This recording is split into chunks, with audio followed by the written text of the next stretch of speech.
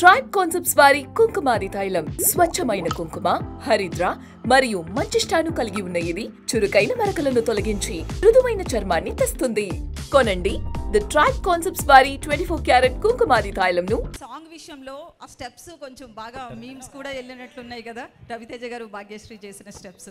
So ఏంటి ఆ moment చెప్పినప్పుడు కొరియోగ్రాఫర్ మీకు ఏమనిపించింది? ఇలాగే మీమ్స్ వెళ్తాయి అనుకున్నాను, వెళ్ళినాయి. హరీష్ సార్, నేను వెంకట్ ఎన్టీవీ సార్.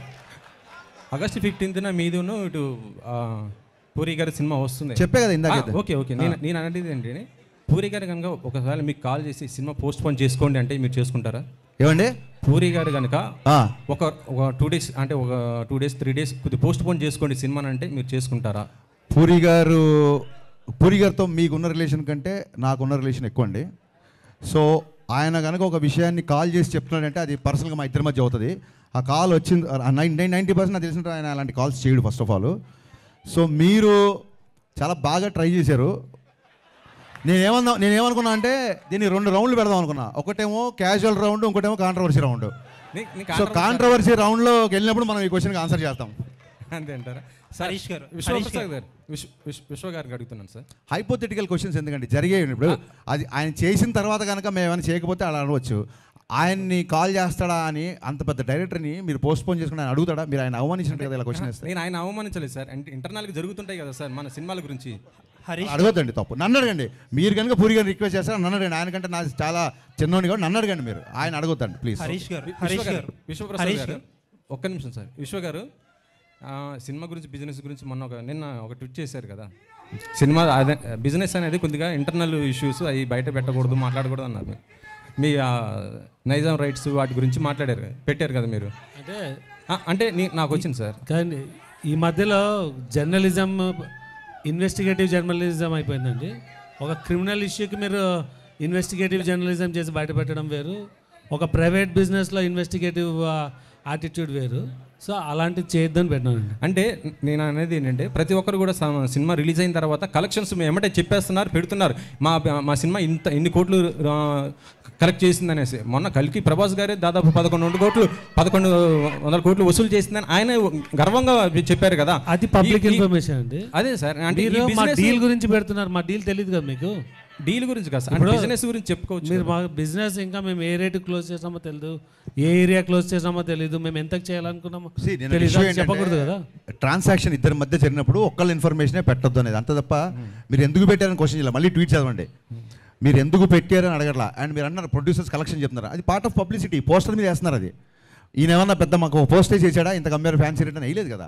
సో ఇద్దరి మధ్య ట్రాన్సాక్షన్ జరిగినప్పుడు ఒక్కళ్ళ మాటని ఎందుకు గట్టి పట్టుకుంటారు అన్నది అక్కడ రైజ్ లీక్ చేసినందుకు కాదు మ్యాటర్ అక్కడ. హరీష్ గారు సార్ హలో అండి.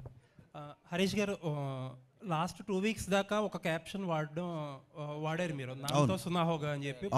క్యాప్షన్ మార్చారు. ఏదన్నా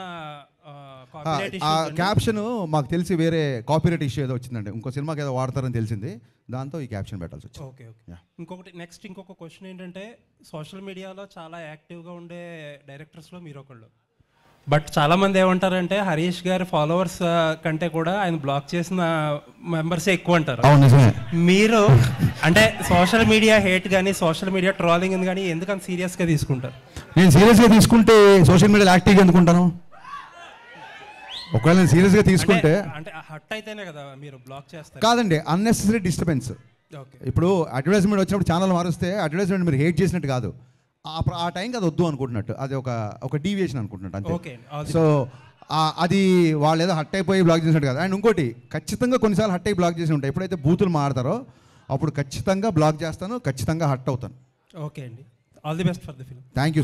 హరీష్ గారు, కంటెంట్ పరంగా 90sలో సినిమా కదా, ఆయన విశ్వ గారిని అడుగుతున్నారు అయిపోయి. విశ్వప్రసాద్ గారు సార్, చాలా రిపీటెడ్గా ఇండస్ట్రీలో జరుగుతున్న ఒక డిస్కషన్, ఇందాక హరీష్ గారు కూడా మెన్షన్ చేశారు. ఓటీటీ వాళ్ళ ఆబ్లిగేషన్తో మార్చిన డేటో, పెట్టుకున్న డేటో సంథింగ్ ఏంటి అంటే చాలా చోట్ల డిస్కషన్ జరుగుతుంది. OTTs are arm twisting the producers to release on certain date అని చెప్పి.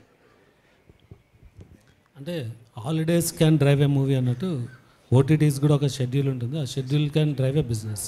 సో మన బిజినెస్ ప్రకారం సినిమాని రిలీజ్ చేస్తాం. అంటే ఆర్మ్ ట్విస్టింగ్ చేస్తున్నారు చాలామంది ప్రొడ్యూసర్స్ని. ఇట్ కెన్ బి విశ్వప్రసాద్ గారిని కాకపోవచ్చు, అవ్వచ్చు కూడా, ఎందుకంటే యువర్ బిగ్ ప్రొడక్షన్ హౌస్. అంటే వాళ్ళకు షెడ్యూల్ ఉంటుంది, ఆ షెడ్యూల్కి ఇన్ని మూవీస్ అని తీసుకోగలరు, మనం దానిలో వెళ్ళగలమా లేదా అనేది. బట్ ఎప్పుడన్నా కౌంటర్ ప్రొడక్టివ్ అవుతుందా ఇలాంటి డెసిషన్స్ వల్ల? అంటే మీకు అదే చెప్తున్నాను, ఇలాంటి ఆప్షన్స్ వల్ల హాలిడేస్గా సినిమాలు రిలీజ్ చేయాలంటే కొన్ని వస్తాయి. సో మన బిజినెస్ ప్రకారం వీళ్ళు ప్లాన్, అంటే కొన్ని ఓటీటీస్ని బేస్ చేసుకొని ప్లాన్ చేస్తాము, కొన్ని థియేట్రికల్ బేస్ చేసుకొని చేస్తాము, కొన్ని కాంబినేషన్తో చేస్తాము. ఇక్కడ ఇది కాంబినేషన్ అండి, హాలిడే డేట్స్ ఓటీటీ రెండు కలిసి రావడం. అంటే మీరు చాలా యాక్టివ్గా ప్రొడ్యూస్ చేసే ప్రొడ్యూసర్ కాబట్టి నేను అడుగుతున్నా, ప్రొడ్యూసర్స్కి ఇటువంటి ఇంటర్ఫీరెన్స్ అనేది కంఫర్టబుల్గా ఉంటుందా లేదా మోస్ట్ కేసెస్? అంటే మీరు నా గురించి బాగా తెలుసు కదండి, ఆర్మ్ ట్విస్టింగ్ అలో చేస్తున్నా.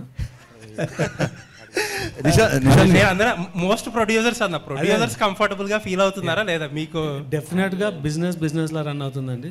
ఎవరు ఆర్మ్ ట్విస్ట్ చేసినా బిజినెస్ వర్క్ అవుతుంది. అది two way win win situation ఉండాలి ఆల్వేస్. లుకింగ్ ఫార్వర్డ్ అండి ఫర్ ద ఫిల్మ్. నిశాంత్ గారు, నాకు ఇందాక మీరు హట్ అవుతున్నారు అంటే నాకు సడన్గా మీరు ఆ క్వశ్చన్తో గుర్తొచ్చింది. ఇది మిమ్మల్ని క్వశ్చన్ చేయడం కాదు, లేదా మిమ్మల్ని నిలదీయడం కాదు, but I want always ask this. ఏమైందంటే సుమ గారు ఒకసారి స్నాక్స్ గురించి ఒక కామెంట్ చేసినప్పుడు మీరు ఆవిడ కాదు క్వశ్చన్ వినండి, చాలా మంచి సార్ వినండి, మీరు చాలా బాగా అడిగారు. నన్ను ఫినిష్ చేయని చెప్పండి. సో డెఫినెట్గా, ఎందుకంటే మీరు అడగడం తప్ప మీరు క్వశ్చన్ వెళ్ళే వాళ్ళు మీకు ఎక్స్పీరియన్స్ ఉండదు కాబట్టి మీరు మధ్యలో కట్ చేస్తున్నారు. ఒకసారి పూర్తిగా వినండి. సుమ గారు స్నాక్స్ గురించి ఏదో కామెంట్ చేసినప్పుడు మీరు హట్ అయ్యారు. So I appreciate that. నేను తిన్నప్పుడు కూడా ఎవరైనా అట్లా మాట్లాడితే నేను హట్ అవుతా. మీరు హట్ అవడంలో 200% న్యాయం ఉంది. నేను వినండి సార్, మళ్ళీ మీరు వినట్లేదు సార్. సో ఏంటంటే ఒక చిన్న ఫుడ్ విషయంలో మీరు దీన్ని ఇలా స్నాక్స్లా తినే బదులు భోజనాలు చేసినప్పుడు మీరు హట్ అయ్యారు. అది ఎమోషన్స్తో ఉంటాం సార్, మీరైనా మేమైనా అందరం ఒకటే కదా. అలాంటిది ట్విట్టర్లో కొన్ని కామెంట్స్ ఎలా ఉంటాయంటే పేరెంట్స్ని ట్యాగ్ చేస్తూ లేదా ఇంకోటి బూతులతో ఉంటుంది. సో హర్ట్ అవడం అనేది సహజం, అది మీకు అర్థమైంది అనుకుంటా. నెక్స్ట్ థింగ్, ఆ తర్వాత మీరు ఏం చేశారంటే ఆవిడతో మీరు, ఎందుకంటే నాకు ఓన్లీ మీ వీడియోనే చూశాను, మిగతా జర్నలిస్ట్ ఎవరు రియాక్ట్ అయ్యారు లేదా వాళ్ళందరి తరఫున మీరు రియాక్ట్ అయ్యి ఉంటారు. 100% కరెక్ట్. ఆవిడతో సారీ ఏదో చెప్పించారు, ఇట్స్ ఓకే. అది ఆవిడ అలా డే టు డే ఈవెంట్స్ చేస్తుంటారు, రోజుకు 2-3 ఈవెంట్లు కూడా చేస్తుంటారు. పాపం ఆవిడ ఎక్కడో ఆడియన్స్ ఎంటర్టైన్ చేద్దాం అన్న దాంట్లో ఒక మాట దొర్లి ఉంటారు, నేను కాదనట్లేదు. ఒక ఆడపిల్లతో సారీ చెప్పించారు.